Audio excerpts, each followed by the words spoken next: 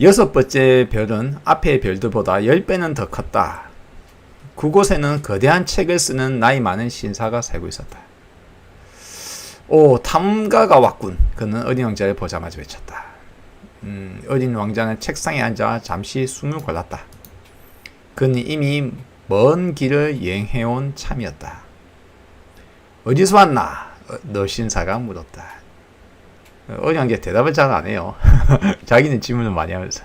이 큰 책은 뭐예요? 여기서 무슨 일을 하시나요? 어린 왕자가 되물었다. 나는 지리학자란다. 너 신사가 대답했다.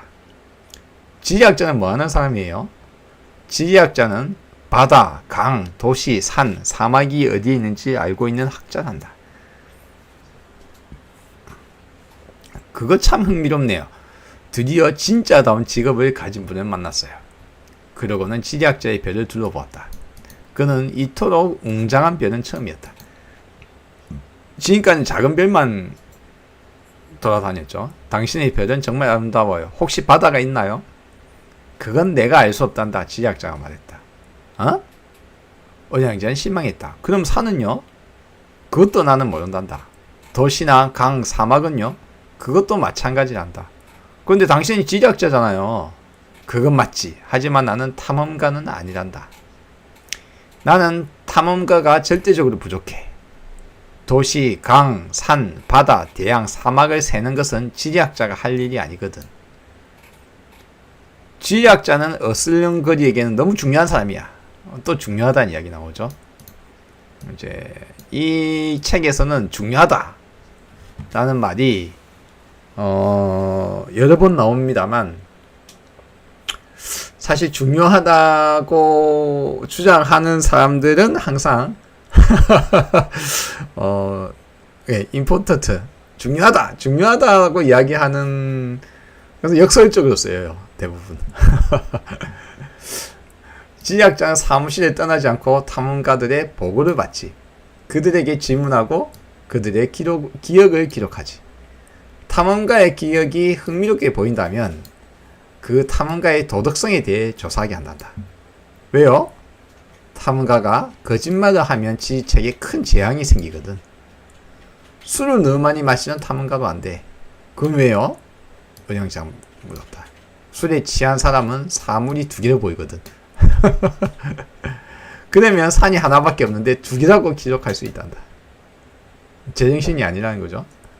제가 아는 어떤 사람은요, 좋은 탐험가는 못 될 것 같아요. 은영장 말했다. 자신이 이제 술꾼의 별에 다녀왔었죠. 그럴 수도 있겠지. 그래서 탐험가가 믿을만 하다고 판단되면 그의 발견을 조사하게 된단다. 직접 가서 보는 거예요? 아니, 그건 너무 힘든 일이지. 복잡한 일이야. 하지만 탐험가는 증거를 제출해야 해. 예를 들어 큰 산을 발견했다면 큰 바위를 가져오라고 하지. 그때 지리학자는 갑자기 관심을 보였다. 그런데 너는 멀리서 왔다고 했지? 너야말로 탐험가구나. 네 별을 설명해 보렴. 그리고 그는 커다란 책을 펴고 연필을 깎았다. 기록은 연필을 먼저 해. 탐험가가 증거를 제출하면 잉크로 정식 기록을 하지. 그럼 말해보렴. 지리학자가 물었다. 제 별은 별로 특별한 게 없어요. 은영자가 말했다. 아주 작고 화산이 3개 있어요. 2개는 활동 중이고 하나는 꺼져 있어요. 하지만 혹시 모르니까요. 여기 뭡니까? 꺼져 있더라도 언제 다시 불 붙을지 모른다는 거죠. 그렇지. 혹시 모르지. 지리학자가 말했다. 그리고 꽃 한 송이도 있어요. 우리는 꽃은 기록하지 않는다. 지리학자가 말했다. 왜요? 제일 예쁜 건데요. 꽃은 더덥기 때문이지. 더덥다는 게 뭔 뜻이에요? 지리서는 모든 책 중에서 가장 가치 있는 책이란다. 지리학자가 말했다. 앞에도 말씀드렸다시피 가치 있는, 중요한 이라는 의미에서 이 책에서는 언제나 반어법으로 말씀입니다. 지리서는 유행을 타지 않거든. 산이 자리를 옮기는 일은 거의 없지. 바다가 물을 다 비우는 일도 드물고 우리는 영원한 것들만 기록하지. 글쎄요, 진짜 영원한 겁니까? 하지만 꺼진 화산도 깨어날 수 있잖아요. 어린 왕자가 끼어들었다. 자, 바로 볼 수 있습니다. 그렇죠? 꺼진 화산도 깨어날 수 있잖아요. 변화한다는 이야기입니다. 언제 어떻게든. 그래서 더덥다는 게 뭔 뜻이에요? 꽃은 곧 사라질 위험에 처해 있다는 뜻이지. 더덥다. 잠시만 존재할 뿐이다. 내 꽃도 더덥구나. 은영정은 속으로 생각했다. 그 아이는 세상을 막기 위해 가시 4개밖에 없는데, 그런데 나는 그 아이를 혼자 내버려 두고 왔어. 그것이 은영왕자의 첫 번째 후회였다. 하지만 그는 용기를 다시 내었다. 어디를 더 가보는 게 좋을까요? 그가 물었다. 지구라는 별을 가보거라. 지작자가 대답했다. 아주 평판이 좋은 별이란다. 자,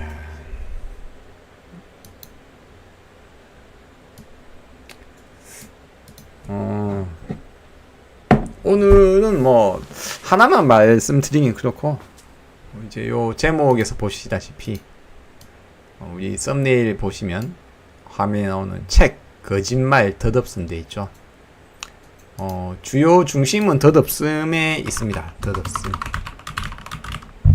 있지만 이제 그 전에 사전에 두 가지 책과 거짓말에 대해서 먼저 다루고 그 다음에 덧없음에 대해서 이야기를 하겠습니다. 문장으로는 하나를 뽑았죠. 꽃은 덧없기 때문이지. 예.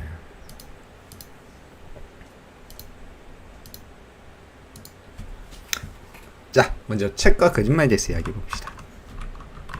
책. 책에는 진실만이 쓰여 있을까요? 1.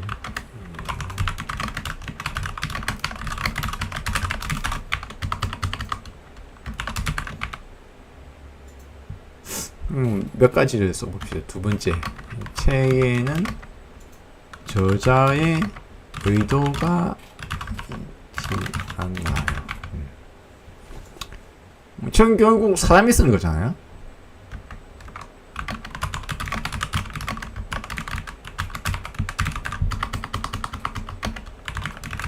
그러면 사람은 실수를 하거나 자신의 관점으로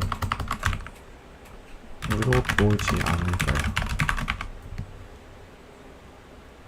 의도라는 면에서는 뭐 저게 이제 의도 자체가 의도가 없어도 자신의 관점으로 밖에 볼 수 없으니까 사람은요.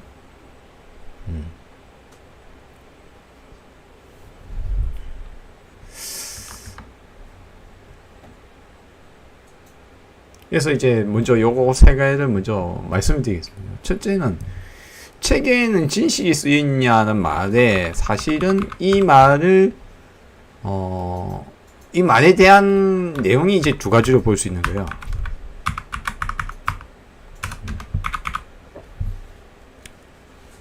우리가 이제 불경을 볼 때도 그렇고, 교과서를 볼 때도 그렇고, 모든 사람의 말, 이게 사실 이것도 책이랑 동의한 거예요. 다만 이제 책은 조금 더 형식화되어 있었겠죠. 그럼 이제 여기 봅시다. 이 세상의 모든 책에는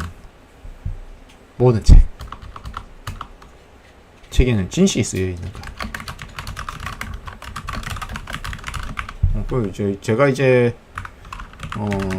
제가 생각하기에는 그렇지 않다. 요게 이제 아주 중요합니다. 그러니까 왜냐하면 쓰는 사람이 책은 결국 사람이 쓰는 거고 쓰는 사람이 진실을 안다는 것을 보장할 수 없기 때문에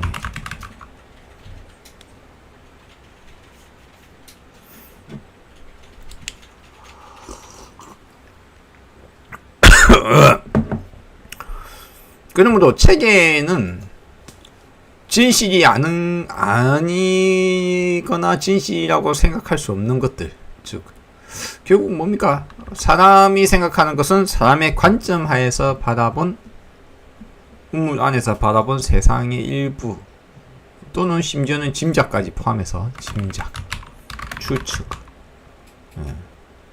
하나 예를 들어볼까요? 예를 들어서 우리 지리학자가 이 학자는 너무 중요하고 바빠서 어디 세상을 돌아다닐 수가 없다 그러죠. 한가롭게 세상을 못 돌아다녀. 그럼 돌아다니는 사람은 탐험하는 사람, 탐험가가 돌아다니는 거죠. 그럼 성병찬님 어서 오세요. 미라클님 어서 오세요. 그럼 탐험가가 탐험을 하고 그 말을 듣고는 이제 기록을 하는데, 근데 그것이 사실인지 아닌지 확인이 필요하니까, 그래서 뭐랍니까? 하나는 그 사람의 도덕성을 조사한다. 이 말이 무슨 말입니까? 그러니까 거짓말을 하는 사람인가? 평소에 도덕성을 조사한다. 그 사람이 평소에 거짓말 많이 하고 다니는 사람인가? 이걸 확인한다 이거예요. 그래서 인격적으로 훌륭하다. 평소에 거짓말 별로 안 하는구나. 하면 이제 그 사람의 말을 쓰겠다 이거죠. 평소에 그러면 거짓말을 많이 하고 그런 사람이라면 그 사람의 말을 쓰진 않겠다는 거죠. 두 번째는 이제 그래 거짓말은 안 했는데 그런데도 불구하고 증거가 필요하다. 또는 이제 술꾼은 말이 안 듣는다.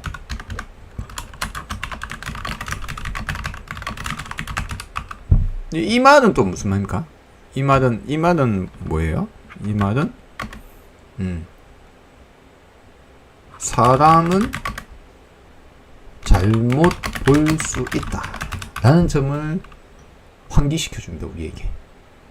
여기에서는 이제 술을 먹으면은 사람은 때로는 2개씩 본다 이거죠. 산을 있는데 흐릿하게 막 2개씩 봤다 이거죠.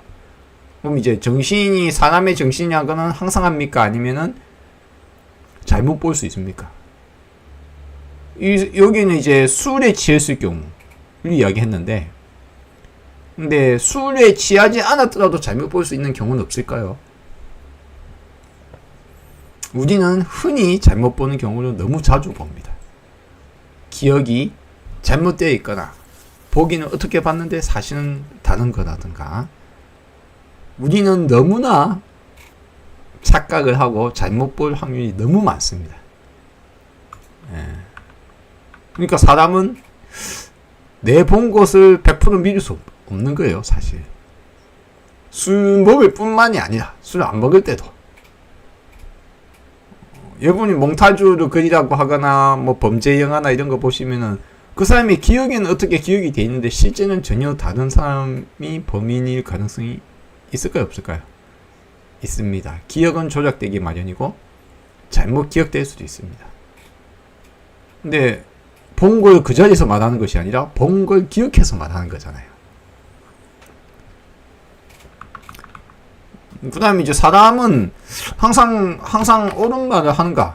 항상 거짓말이 아닌 참된 말만 하는가? 근데 그렇지 않더라. 때로는 거짓말을 한다. 사람은 증거가 필요하다. 뭐 이제 근데 증거는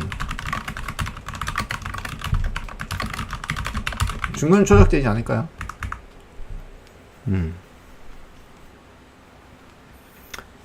제가 가끔 이제 영상으로 윤회는 없다라는 것에 대해서, 윤회에 대해서, 즉 한마디로 윤회라는 것이 있다면 그러면 세상은 어떻게 것이고, 그래서 있다면 이러한 문제점들이 너무 많다.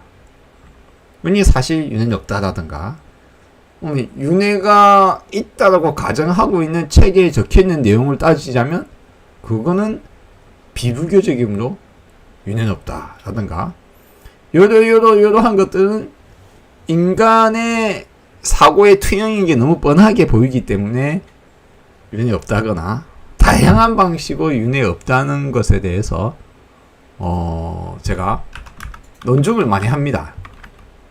주장 많이 합니다. 논증.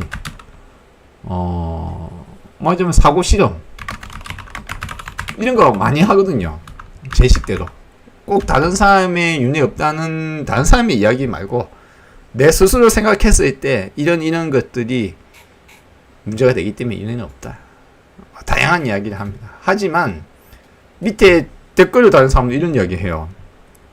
누가 보았다고 하더라. 자신이 본 것도 아니고 몇천 명이 보았다고 하더라. 인류가 뭐 80억인데 그 중에 몇천 명이 보았다고 해서 그래서 사실이라고 하더라. 책에 적혀 있다고 하더라. 달라이라마가 있다고 하더라. 기억이 난다고 하더라. 더라.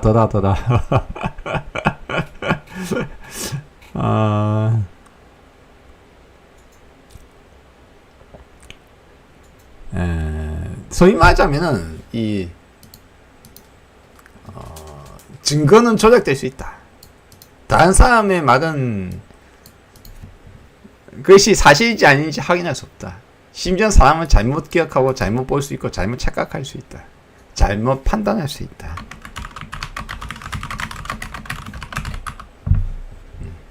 꿈속에 꿈을 보고 헛것을 보고 관세음보살을 봤다고 하거나 신을 만났다고 하거나 조상님을 봤다고 하거나 관세음보살을 봤다고 하거나 이제 이런 것들이 다 모이면 어떻게 될까요? 증거도 조작될 수 있고 사람은 잘못 볼 수도 있고 잘못 판단할 수도 있고 사람은 때로는 거짓말을 하고 그리고 실제로 내가 이렇게 보았다 이거죠. 이게 뭡니까? 이게 이제 소위 말하자면은 지금까지 이렇게 봤대요. 거의 한 번도 예외가 없었다.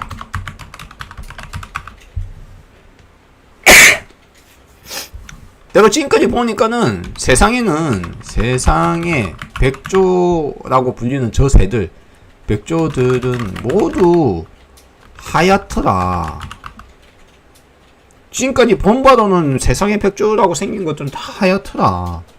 그러니 백조는 검정 백조는 있을 수 없어. 모든 백조는 하얗다라고 결론을 내리면 그 결론은 옳은 것일까요? 당신이 보지 못했을 뿐 다른 색깔의 백조가 있을 수 있다. 지금까지 발견하지 못했을 뿐 세상에는 검은 백조가 있을 수 있다. 어제까지는 이 세상의 모든 백조가 하얗다고 했을지라도 오늘은 검은 백조가 태어날 수도 있다. 그러니 세상의 모든 백조는 백조라고 확신할 수 없다.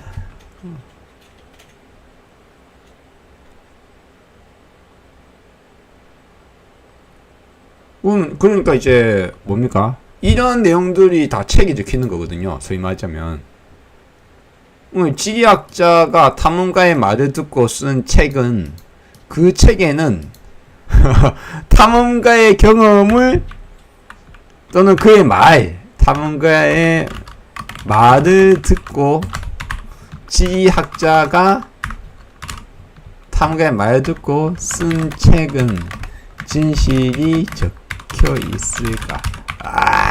이제 사실은 우리 인간의 책은 대부분이 다 여기서 거의 벗어나지 않습니다. 물론 자기가 경험하고 자기가 한 거에 쓸 수도 있죠. 많은 부분 근데 책의 대부분 저와 같은 경우가 많아요. 그러니까 우리의 책은 진실이 쓰여 있다고 확신할 수 없다.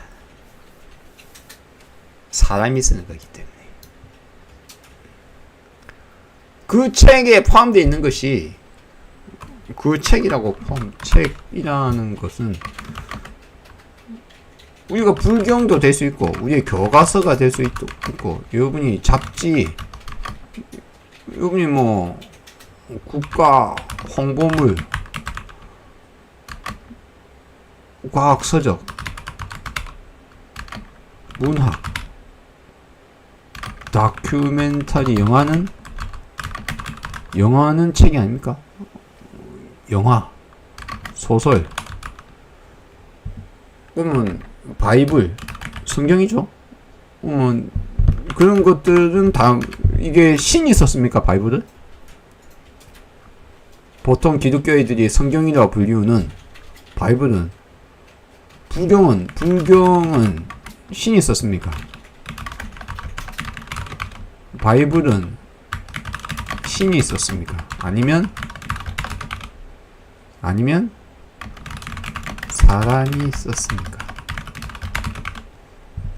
사람이 썼다.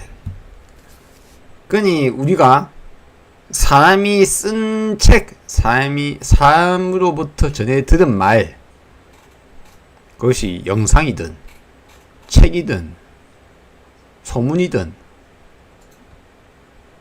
그 어떤 것도 그것이 진실이라고 그대로 믿고 따르지마라. 이것이 뭐라고요? 이것이 이제 불교의 기초입니다. 이 기초예요, 기초. 이게 왜 기초냐고요? 이 기초를 가져야지 자신이 알고 있고, 자신이 믿고 있고, 자신이 배워왔던 모든 이미지, 상, 법, 기준, 개념, 상식, 언어, 등등등등등 그런 것들에 대해서 어떻게 생각할 수 있다고요? 를 재고해 볼 수 있다. 내가 결혼은 아름다운 것이야 라고 생각했다 칩시다. 연애는 멋진 거야 라고 생각했다 칩시다. 사랑은 좋은 거야 라고 생각했다 칩시다. 아니 성욕은 나쁜 거야 라고 생각했다 칩시다. 사랑과 성욕을 구분할 수 있다고 생각했다 칩시다. 여러 가지로 생각해 볼 수 있어요. 여러분은 책이나 영상이나 드라마나 모든 곳에서 다양한 개념들을 우리는 접할 수 있습니다. 근데 그 개념들이 모여서 내 머릿속에 쌓입니다. 이것이 어떻고 저것이 어떻고 이렇고 저렇고.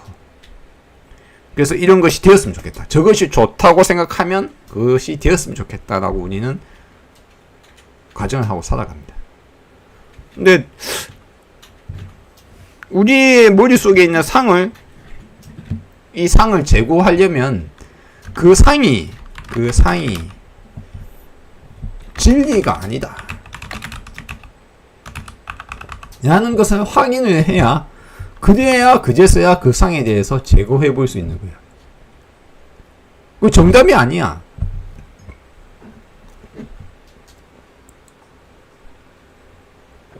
내가 알고 있는 것이 사실이라고 생각하고 있고, 내가 생각하고 있는 것이 사실이라고 생각하고, 내가 믿고 있는 것이 진짜라고 생각하고 있는 한은, 그럼 거기에 대해서 재고를 해보라고 해도 절대 재고를 안 해요. 책에 적혀 있잖아. 교과서에 적혀 있다니까. 누가 말하더라니까. 부처님이 그렇게 말했다니까. 예수가 그렇게 말했다니까. 성경에 적혀 있다니까. 부모님이 그렇게 말했다니까. 교수가 그렇게 말하더라니까. 정치인이 그렇게 말하더라니까. 학자가 그렇게 말하더라니까. 종정이 그렇게 말하더라니까. 다큐멘터리에 그렇게 나오더라니까. 뉴스가 그렇게 말하더라니까. 그래서 거기에 폭 빠져있으면 어떻게 됩니까? 그건 비판적 사고가 멈춥니다.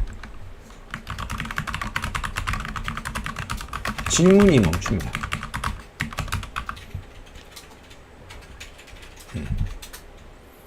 질문이 멈추고 비판적 사고가 멈추고 내 생각이 옳다. 내 생각과 내 느낌에 대해 재고를 하지 않는 순간, 많은 사람들은 이렇게 살아갑니다. 거기에 푹 빠져서 살아가요. 그래서 이제 다음 주 쳇바퀴 돌게 되는 거예요.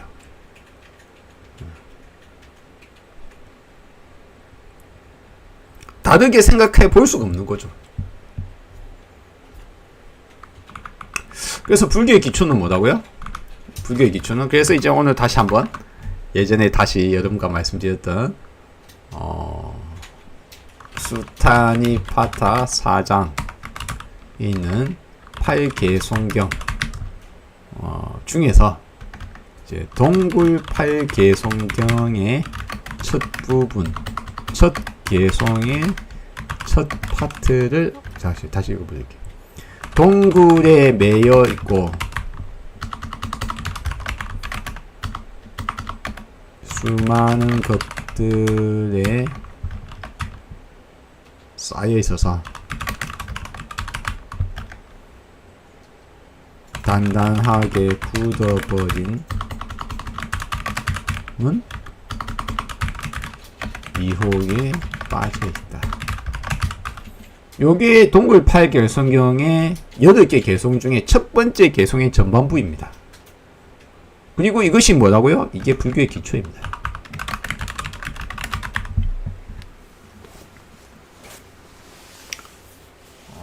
내가 익숙한 것에 매여 있고 동굴이란 건 그거예요. 내가 보고 듣고 자라온 내 환경, 그리고 내가 익숙한 그거, 물든 그거, 거기에 매여 있어요. 내가 내 상식, 내 개념에 빠져 있어요.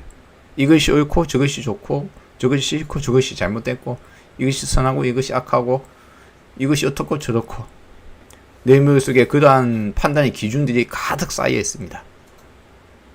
저것이 좋아 보여요. 그거는 근데 어느 날 물든 건데 그게 폭 사로잡히거든요. 뭐 불교의 기초는 뭐냐? 아, 내가 그와 같은 익숙한 것들에 대해서 비판적 사고를 하고 재고를 해보고 스스로를 돌이켜 보아서 그것이 과연 옳은 것인가? 과연 그건 무엇인가에 대해서 사고를 해봤는가 말았는가?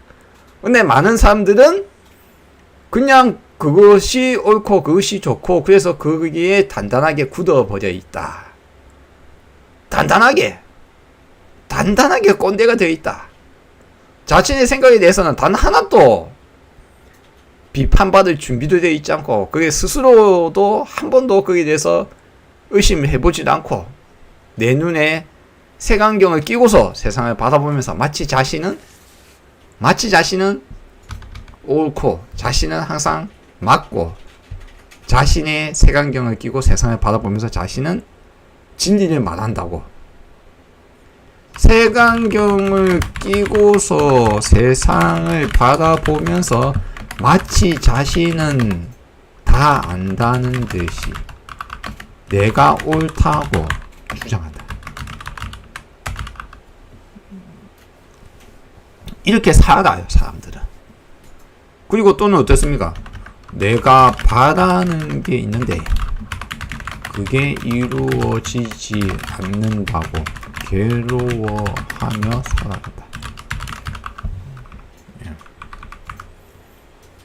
옳고 그름과 좋고 싫음의 두 가지 경우에 대해서 사람들은 근데 내가 바라는데 근데 그 바라는 것은 그것이 좋다고 생각해서 그 바라는 거잖아요. 그러니까 내가 좋다고 생각을 하는 것에 대해서 한 번도 의심을 해보지 않은 거예요. 내가 그걸 왜 좋아하게 되었지? 그건 뭡니까? 그것도 마찬가지고 색안경을 끼고서 세상을 바라보는데 똑같아요. 뭡니까? 결혼은 좋고 여자는 좋고 섹스는 좋고 장난감은 좋고 욕망은 좋고 명예는 좋고 이것은 중요하고 이건 정말 중요하고 이건 정말 중요하고 이건 옳고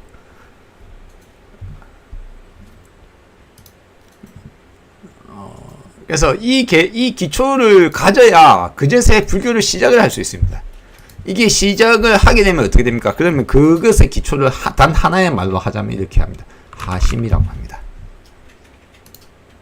하나의 말로 이야기하면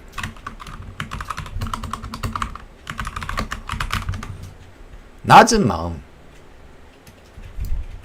네, 낮다니까 좀 이상하잖아요. 네. 이렇게 쓰는 데는 뭡니까? 내가 옳다는 생각에 빠져있고 내 생각이 잘못될 리 없다는 생각에 빠져있으면 다른 사람의 말이 하나도 귀에 안 들어오잖아요.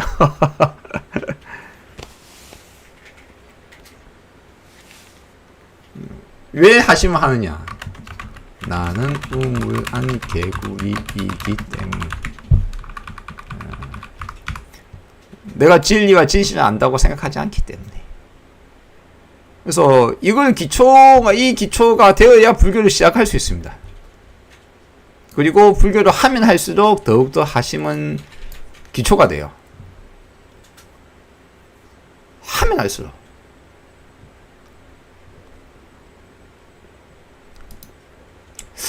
자, 책과 거짓말에 대해서 이야기를 했습니다. 책과 거짓말.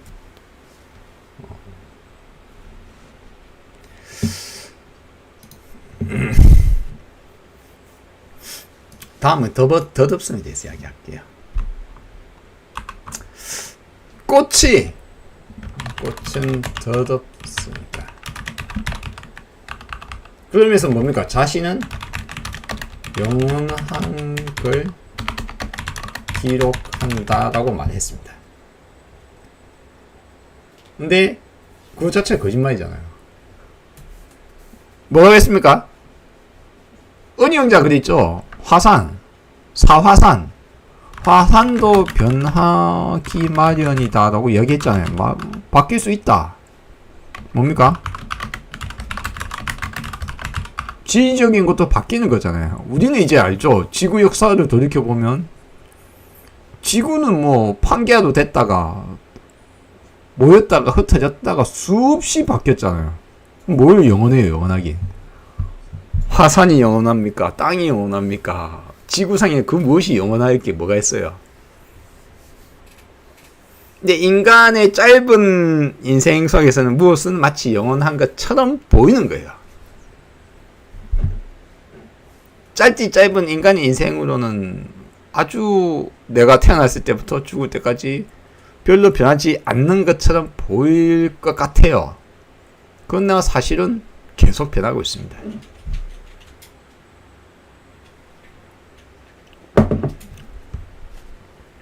영원한 건 없거든요. 그러니까 사실 거짓말이죠. 거짓말이에요. 꽃은 덧없으니까 기록하지 않는다고 하고 자기는 영원한 걸 기록한다는데 그건 사실 거짓말이죠. 다음으로 이제 덧없는 것에 대해서 이야기해 봅시다. 덧없는 것.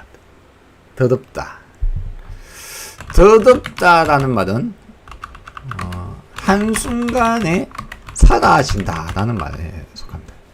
제가 저거 원문에 뭐 프랑스에 뭔 말인지 그거 일부러 확인 안 하겠습니다. 그냥 이건 번역 그대로가 잘 됐어요. 그래서 그냥 한국말만 그대로 하겠습니다.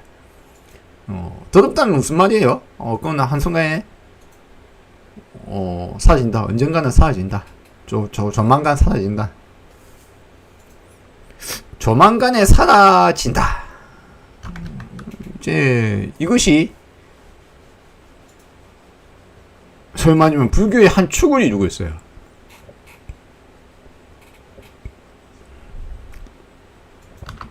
항상하지 않다.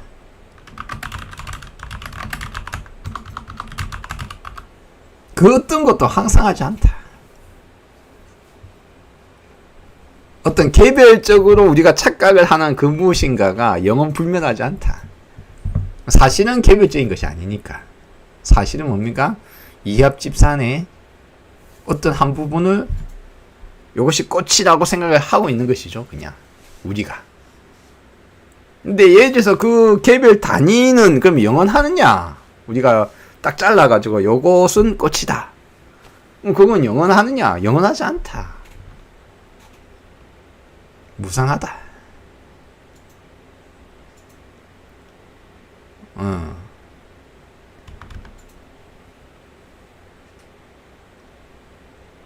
무상하기 때문에 사실은 어떻습니까? 무상함으로 우리네 삶이 의미가 있는 것인지도 모른다.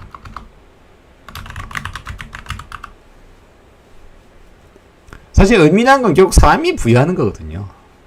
사람이 부여하는 거죠. 근데 당신이 영원히 살 수 있어요. 당신 뭐 어떻게 살든 뭐 별 뭐가 문제예요? 한편으로는 좀 그렇죠. 한편으로는 우리의 의미라는 것을 우리가 사라질 수 있다. 이 꽃이 사라질 수 있어. 지금 폈다 지는 꽃이다. 그래서 우리의 삶이 어찌 보면은 우리가 의미를 부여하는 건지도 몰라요. 오늘은 그런 생각이 잠시 들었었습니다. 딱히 내 삶의 의미를 남이 정해주거나 남이 부여하거나 뭐 책에 뭐 그렇게 적혀있다고 하거나 뭐 성인이 뭐 그렇다고 하거나 그건 그냥 책에 그냥 그 사람 생각이죠. 우리는 이제 우리 삶에 어떤 의미를 부여할 것인가. 기존에 내가 알고 듣고 배운 의미가 아니라 새롭게 5춘기 이후에 우리의 삶을 어떻게 대할 것인가. 하루하루 돌아오지 않는 이 순간, 순간순간을 보내고 있는 우리가 오늘 하루를 힘들고 괴롭게 살 것인가. 살아도 돼요. 왜냐면 힘들고 괴롭더라도 내가 스스로 힘들고 괴로워도 그것이 의미가 있고 그것이 나에게 필요해서 할 수 있어요. 그러면 어떻습니까? 몸은 힘들고 괴로워도 마음은 편할 수 있을 거예요.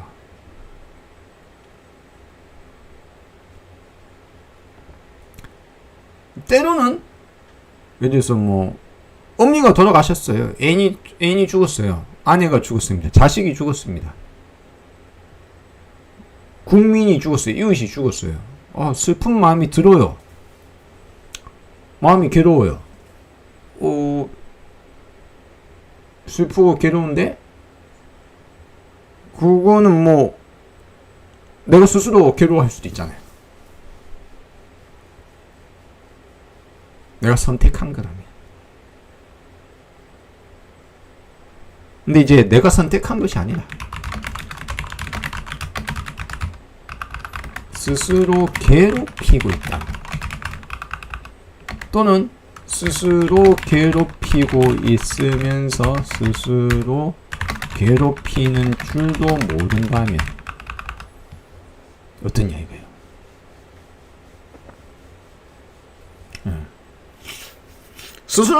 스스로를 계속 괴롭히고 있으면서도 자기가 스스로 괴롭히고 있다는 것도 모르고 그렇게 살아갑니다.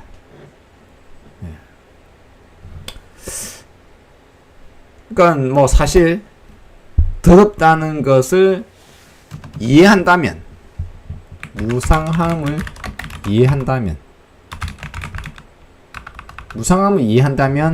당신의 오늘이 바뀐다. 당신의 오늘이 바뀌게 되어 있어요. 오늘 지금을 대하는 마음 자세도 다르고 쓸데없는 걸로 괴로워하는 것도 사라져요.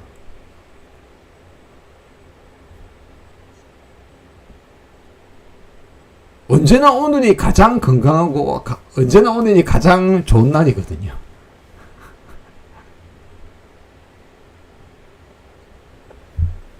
오늘이 가장 좋은 날이에요. 언제나. 그러니까 무상함을 이해하면, 덧없음을 이해하면 쓸데없이 괴롭히거나 괴로워하거나 이래도 되고 저래도 되는 것들에 대해서 목숨을 걸지 않고 그렇게 살아가게 됩니다.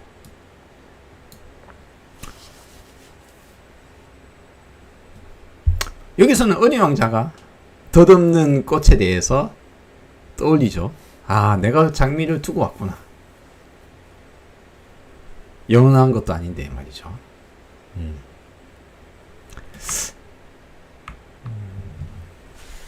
그래서 사실 불교 앞에는 기초를 말했다면 하나는 뭡니까?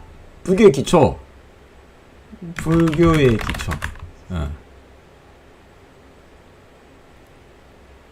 내 머릿속에 있는 이미지, 남이 말한 이미지, 남이 말한 말, 책, 개념과 이미지에서 제거하라. 그건 어디서 왔고 그건 무엇이며 사유하라. 비판적으로 한번 비판적으로 바라보아라. 제고해보아라. 나는 어떤 색안경을 끼고 세상을 바라보고 있는가.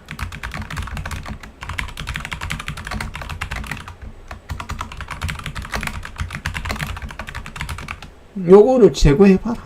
제가 어제 응님께 결혼과 연애와 응님이 바라고 있는 미래에 대해서 그거는 어떤 색안경이 아닌가라고 제가 한번 말씀을 드린 거예요. 어찌 보면 제가 말씀드린 것이 그렇게 될 거라고 저주 퍼본 건 아니잖아요. 많은 사람들은 행복한 삶을 살 수도 있고 그렇지 않을 수도 있다. 그러면 연애, 결혼, 성, 자식을 낳고 출산, 육아 뭐 등등등이 이제 우리의 인생에서 아주 중요한 부분을 차지합니다. 당연히 남녀로 갈려져서 태어난 이상 어찌 보면 우리 인간에게 아주 중요한 부분이기도 합니다. 근데 우리는 근데 저와 같은 것들을 하게 되어 있지만은 우리가 저와 같은 것들이 언제나 밝고 아름답고 행복하기만 하는 분홍색을 가득 끼워서 바라보고 있는 건 아닌가.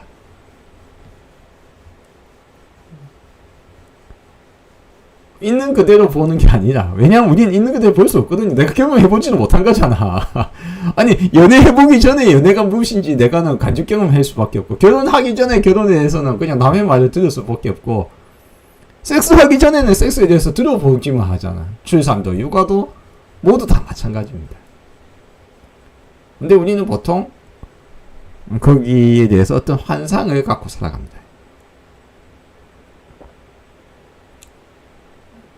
소위 말하자면 남에 의해서 쓰여진 색안경을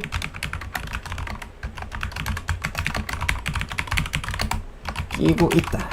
내가 내 눈에 그와 같은 색안경을 끼고 있다는 걸 말씀드리고 싶은 거예요. 사실 제가 어제 말씀드린 응우님께 연애, 결혼, 성생활, 출산, 육아가 어떠할 수 있다라고 말씀드린 거는, 그쵸? 근데 그런 식으로는 생각이 안 가잖아요. 견생을 잘못되거나 연애를 했는데 여자가 배신하거나. 근데 수없는 사람들은 배신당하고 힘들어하고, 수없는 사람들은 이혼도 하고, 수없는 사람들은 뭐가 성생활에 문제가 생기고, 출산에 문제가 생기고, 육아에 문제가 생기고, 수없는 문제점들을 겪습니다. 그리고 또 괴로워해요. 근데 지금 우리 형님은 아주 순진한 눈으로 지금 현재 끼고 있는 색안경은 대단히 분홍분홍한 핑크빛 미래상으로 그러한 것들을 바라보고 있거든요.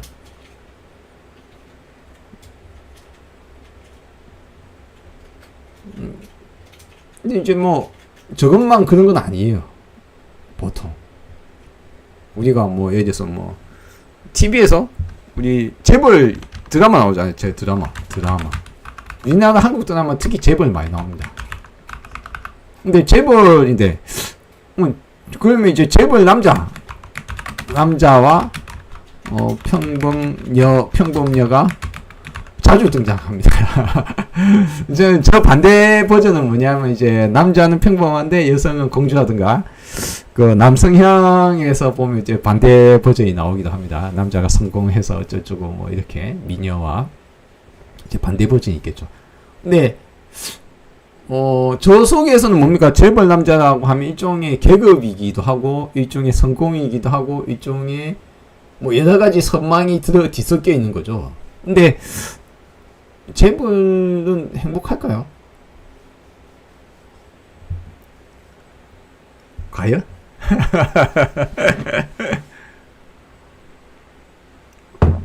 과연 진짜 행복할까요? 제가 여러 번 말씀드렸죠. 자기가 갖고 있는 것에 대해서는 사람은 만족할 줄 모른다. 이건 어려운 거예요. 당신은 당신이 갖고 있는 것에 만족할 수 없다.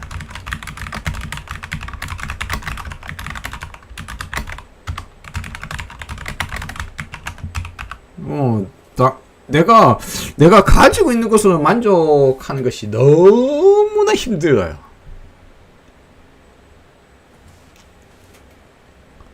너무 힘든 거예요.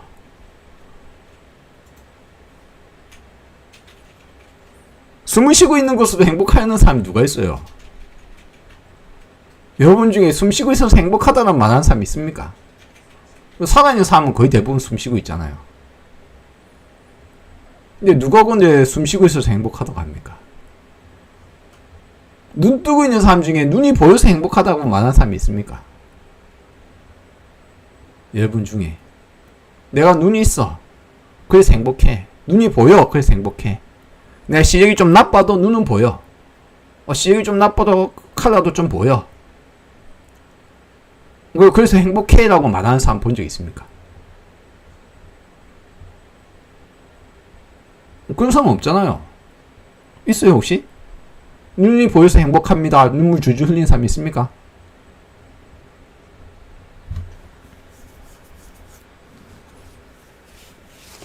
아니 본인의 입장에서 이야기하면 되지.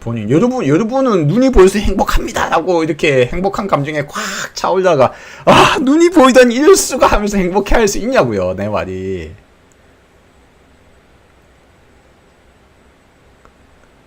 안 되잖아요. 내가 그걸 이야기하는 거야. 뭔 말이냐면은 돈이 많으면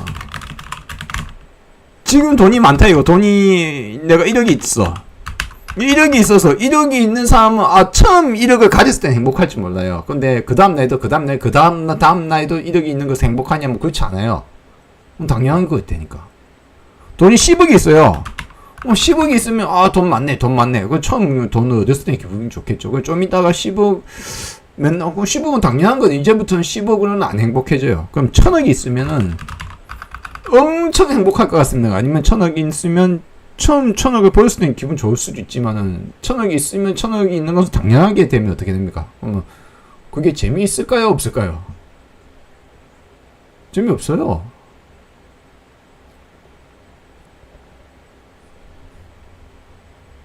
당연한 것으로는 행복을 느낄 수가 없다. 근데 그걸 모르면 행복이 내가 지금 내 손에 없는 걸 가져야 행복할 거라고 살아갑니다, 사람은. 지금 내가 가지고 있지 않다고 생각하는 것.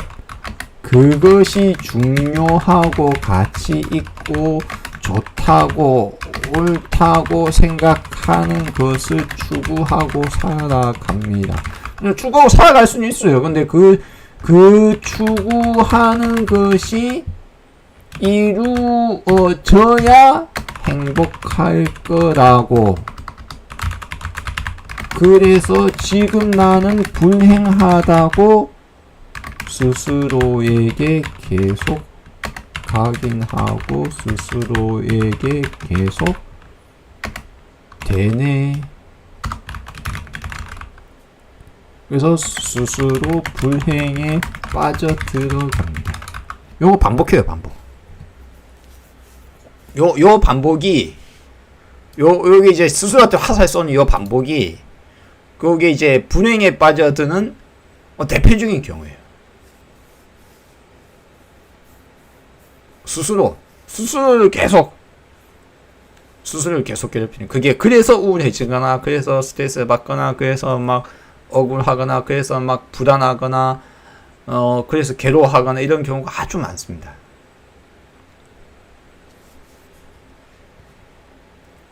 계속 되뇌는 거예요. 저게 없어서 내가 불행해. 그런데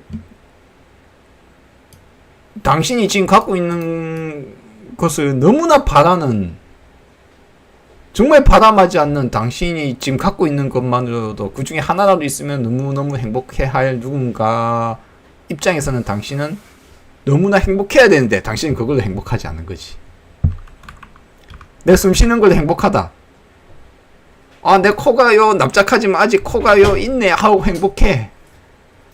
아, 눈이 보여서 너무 행복해. 아, 손가락이 하나는 없지만 9개나 있네. 오, 행복해. 근데 그러면 아니고 하나 없으면 없어서 불행해 합니까? 9개가 있어서 행복해야 할까요?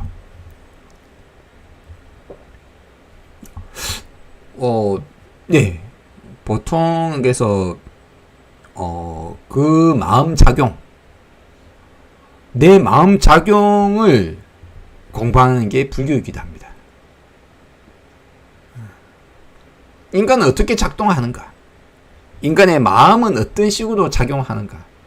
내 스스로 관찰하고, 내 사고를 관찰하고, 내 느낌을 관찰하고, 내 기분을 관찰하고, 나는 무엇에 물들어 있으면 나는 어떤 색안경을 끼고 있는가?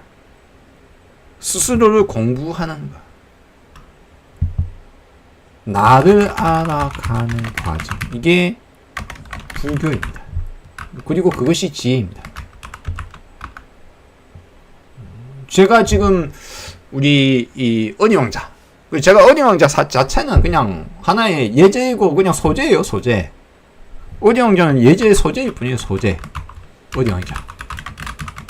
심지어는 저는 이제 불경도 하나의 소재일 뿐이에요. 제 입장에서는. 불경도 뭐 솔직히 말해서 불경에 좀 몇 퍼센트가 옳은말 적혀 있다고 도대체. 퍼센트 따지면 뭐 10%라고 되겠어요? 양으로 치자면. 양적인 말을 치자면 90%가 거짓말과 소설과 엉뚱한 헛소리만 가득 적혀 있고 10%도 안 돼요. 옳은 말이. 10%도 안 돼요. 내가 보기에는. 그러면 불경은 왜 이야기합니까? 그러면 그냥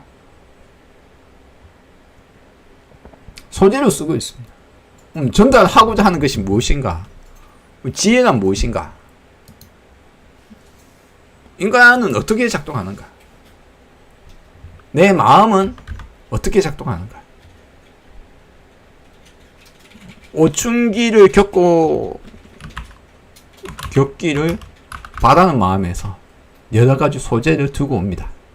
여러분에게 자극이 되고 여러분이 스스로 그런 어떤 저와의 접점 속에서 이와 같은 내용들이 여러분들에게 어떤 신호와 정보가 되어서 여러분 스스로 그와 같은 것들이 마음에 어느 날 와닿았을 때 그리고 이제 스스로 자가 발전할 수 있을 때